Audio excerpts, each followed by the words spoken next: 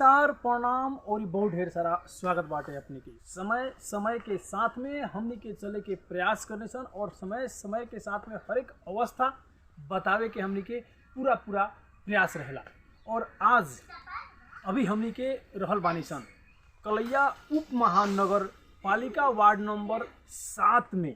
और ward number 7 में हमने के रहल बानी सन उ जगह पर जहाँ पर 2072 साल के मधेश आंदोलन के समय में हिफाजत मियाँ जौन अपन शहादत देहले रहनी, उस शहादत जौन देहले बानी हिफाजत मियाँ वहाँ के घर में हमनी के आज पहुँचल बानी सन।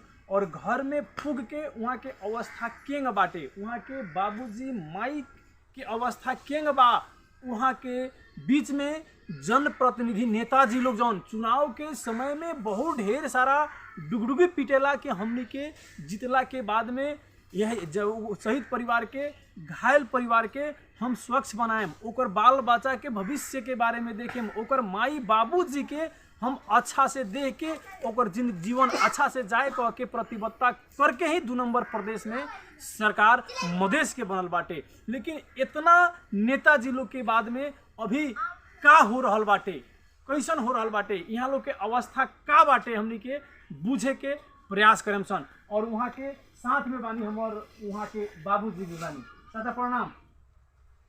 प्रणाम चाची, प्रणाम चाची। अपने के ये घर कौन है, कौन घर अपने के बताई तब?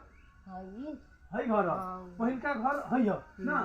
देखिए ई घर जो रहल बाटे, ई जोन घर हिफाजत मियाँ जौन शहीद भइल बानी मधेश के खातिर, वहाँ के घर के अवस्था ऐसन बाटे। और चुनाव के समय में नेताजी लोग यहाँ के स्वयं जौन फोरम के सरकार रहे, जौन पूरा ऐलान कैले रहे कि जे शहादत भइल बा, जे घायल भइल ओकरा के 50-50 लाख रुपया हमनी के देहम सन।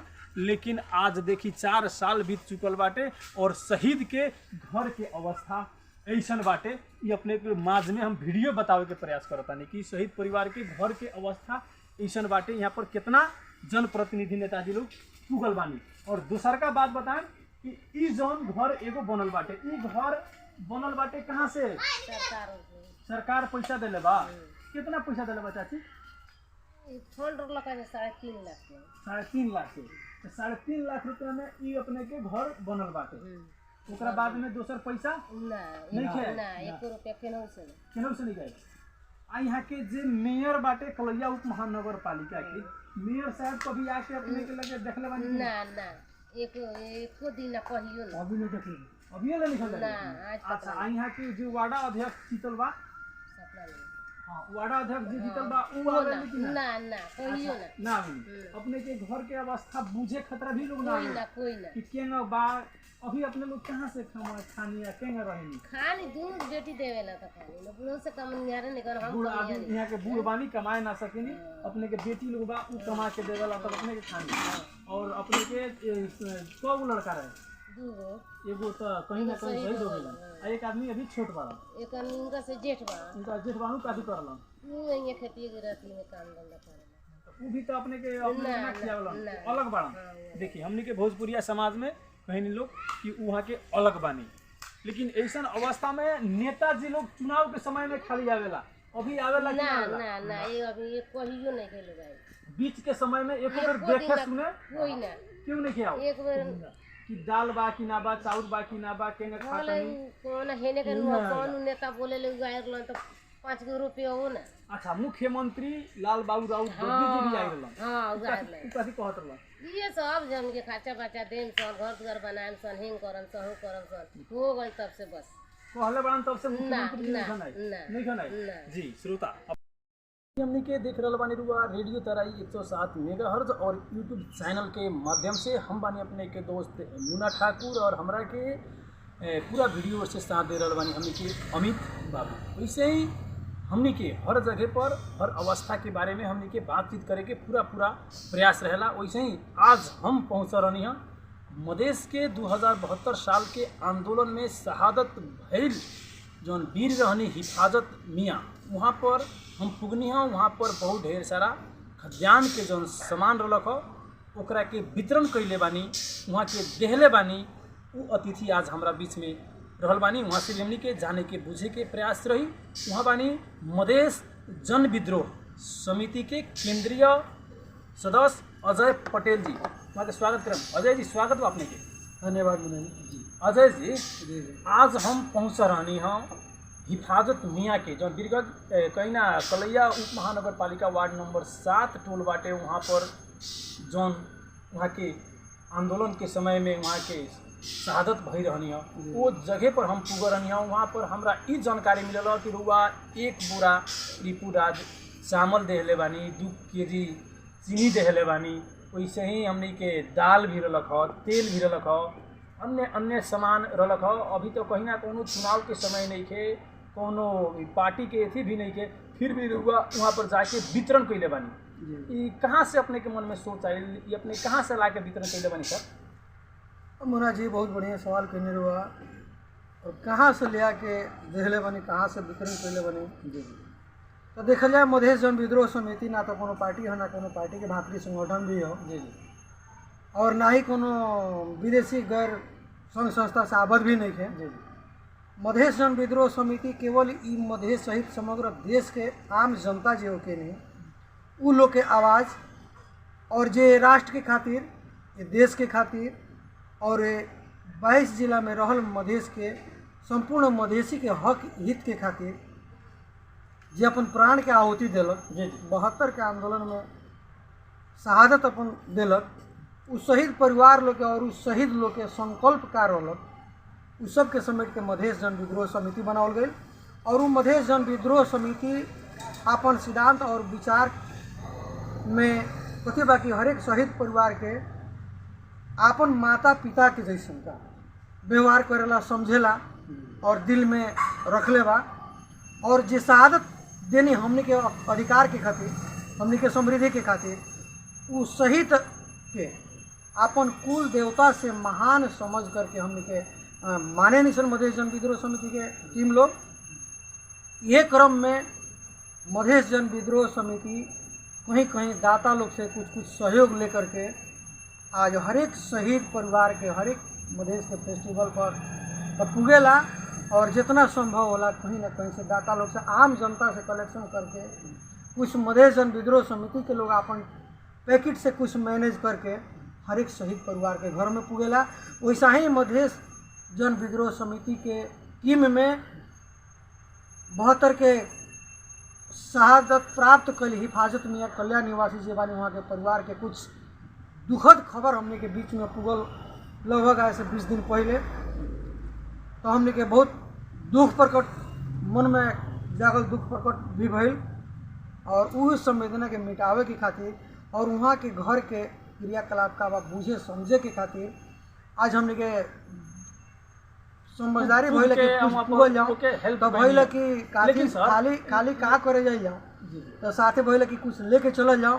तो आज जौन वो खाद्यान्न सामग्री जौन देखने है, कहा से अगर 1 हफ्ता पहले हमने से भेंट भई रही वीरगंज में ही 14 नंबर वार्ड में अपने के विदेशी डोनेशन द्वारा टर्की देश जौन बा, टर्की देश से के लगाने में कुछ यहाँ इस्लामिक संघ नेपाल एगो संस्था बा वीरगंज 14 नंबर वार्ड में, उ लोग के ऐसा ही गरीब परिवार लोग के विपन्न अति विपन्न वर्ग जो बा, उ लोग के कोविड-19 के पैकेज में कुछ राहत आई रहा।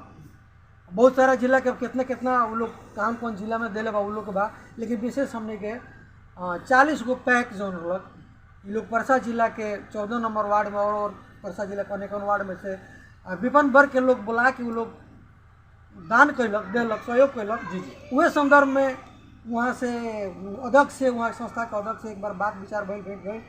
तो वहाँ के भी हम मधेश जन विद्रोह समिति के बेटा सुने के मिलल, कुछ बात साटा भइल।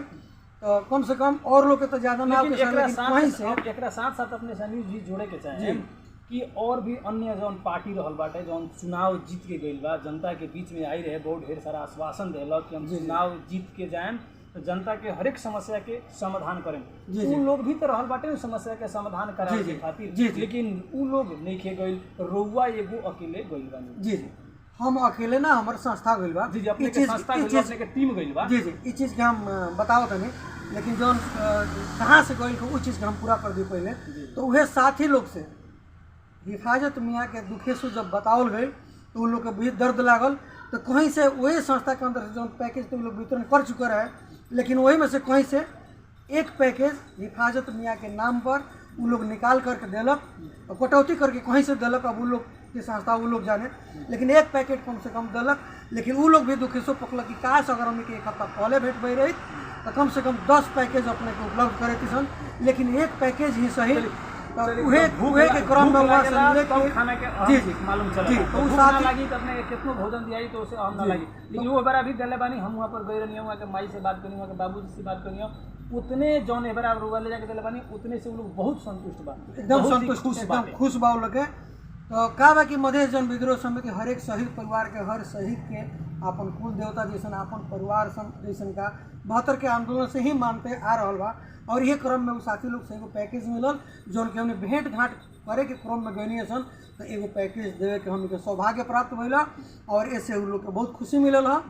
और उ लोग के का बा कि 72 के आंदोलन में नेता लोग बहुत सारा आश्वासन दिले रहलक, 50 लाख रुपया शहीद परिवार के देवे के घोषणा कैलक।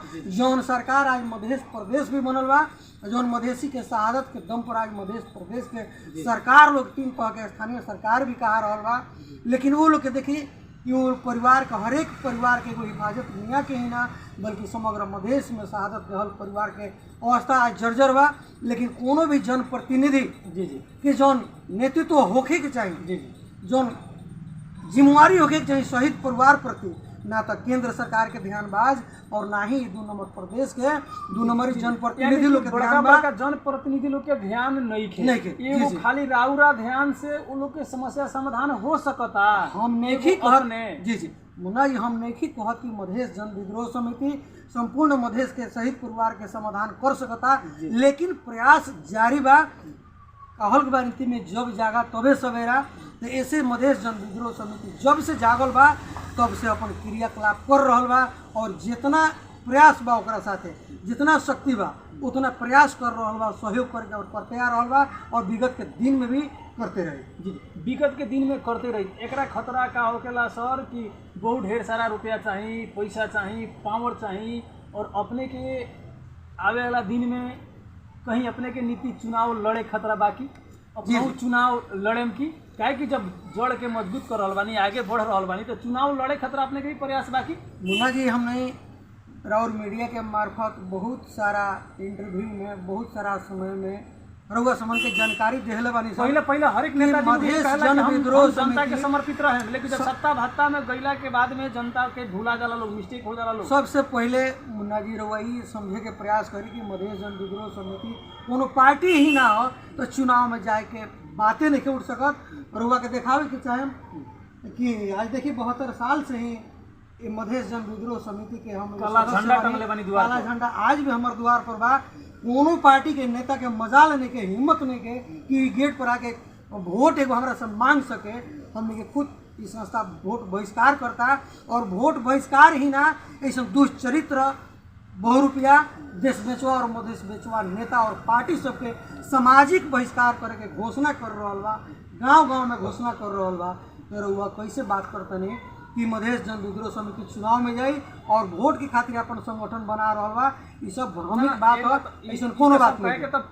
काहे कि हर एक नेताजी लोग तो कहेला जी जी जी तो सबसे अपने आश्वासन जनता के जी, बीच में तो देवेला। हम अपने के राउर चैनल के माध्यम से फिर कहे के चाहतनी कि मधेश जन विद्रोह समिति के हर एक सदस्य लोग के कोनो ये देश के प्रधानमंत्री बड़का नेता बने के कोनो ख्वाहिश नहीं के और कुर्सी पर बैठ के विराजमान होकर जन राजा के अपने स्वाद ले रहल बा, वो चीज नहीं के। छोटकरी में समय बहुत कम बाटे, छोटकरी में अपने लोग के मेन विजन मेन सोच का रहल बाटे सर। मधेश जन विद्रोह समिति के सबसे पहले अपने के विजन बतावे के चाहे कि मधेश के जौन आंदोलन शुरू भइल जी जी वो आंदोलन के बार बार जौन भी सामने पार्टी खुलल मधेसी समाज में मधेश के नाम पर पहचान के नाम पर मधेसी के हक अधिकार के नाम पर जितना भी यहाँ बहुरुपया पार्टी सब खुलल सभे मधेश के धोखा देते ही आयल। लेकिन मधेश के 72 के आंदोलन जौन भइल ये आंदोलन में मधेश से लेके समग्र देश तक के जितना भी पार्टी बा पहाड़ केंद्रित पार्टी और मधेश केंद्रित पार्टी सबकर चल खेल देखल गई तो लागल कि सब कोई देश के लुटेरे बा, देश के लूट के खाए वाला ही बा। और 2015 से हम अपने के बता रहल बानी कि वोट के चुनाव के प्रक्रिया ये देश में आ रहल बा, आवते बा जनता वोट देते बा, अपन शहादत देता, लेकिन जनता के खोइचा में सारा दिन हरदम शहादत ही मिलल बा। और जितना भी मजबूत भइल बा यदि कुछ मिलल बा तो अनेकन सब पार्टी के मिलल बा, पार्टी के संगठन के मिलल बा, पार्टी के कार्यकर्ता के मिलल बा। जौन रुआ रास्ता पर चल रहल बानी, अपने मधेश के समिति बता रहल बानी, अपने के मधेश जन विद्रोह समिति और सब बड़का बड़का पार्टी बा, जौन अपने के विजन बा, जौन सोच बा, जौन संभव बा का एकदम संभव बा। कैसे सर? नीति में ये बताओ गई बा कि बीच बाजार खड़ा कबीरा हाथ में लिए लुकार, आज जो घर जा रहे आप ना क्यों चले हमारे साथ। आज रउआ नज़र में बहुत सारा मधेश लोग के, मसीहा लोग के नज़र में मधेश जन विद्रोह समिति आज छोटा चुकी दिखाई दे रहा बा।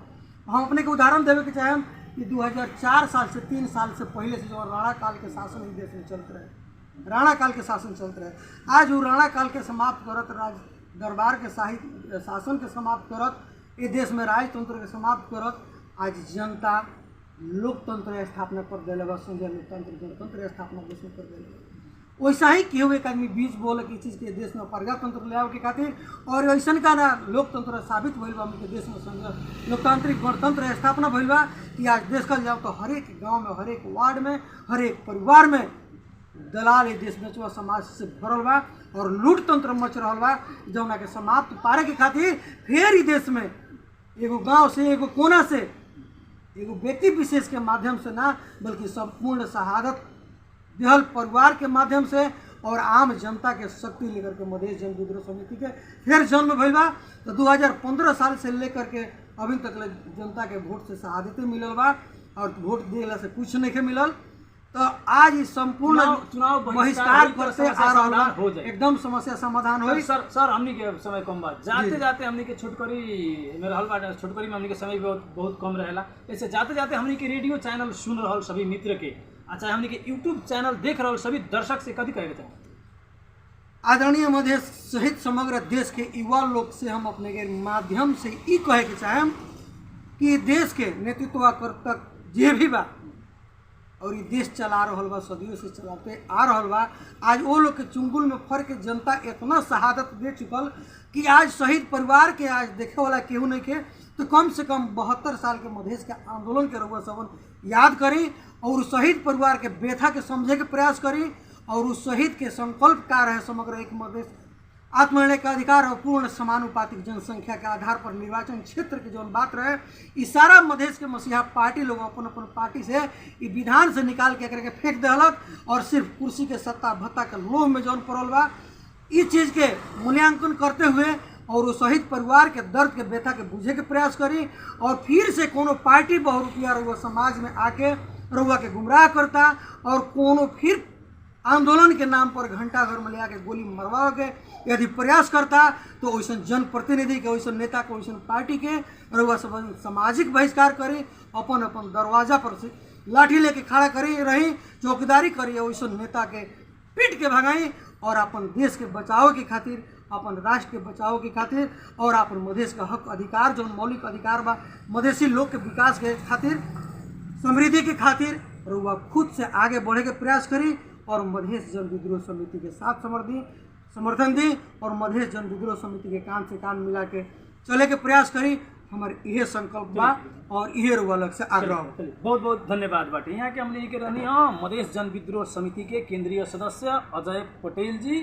श्रोता हमने के देख रहा बानी, हमने के रुआ रेडियो चैनल के माध्यम से, वैसे ही यूट्यूब चैनल के माध्यम से हमने के एक साथ रुआ देख रहा बानी, वैसे ही सुन ही रहा बानी और हमरा के कैमरा और से साथ देनी हमनी के अमृत बाबू वहाँ के दिल से धन्यवाद देते। अभी के खातिर हम मुन्ना ठाकुर के दी इजाज़त, नमस्कार।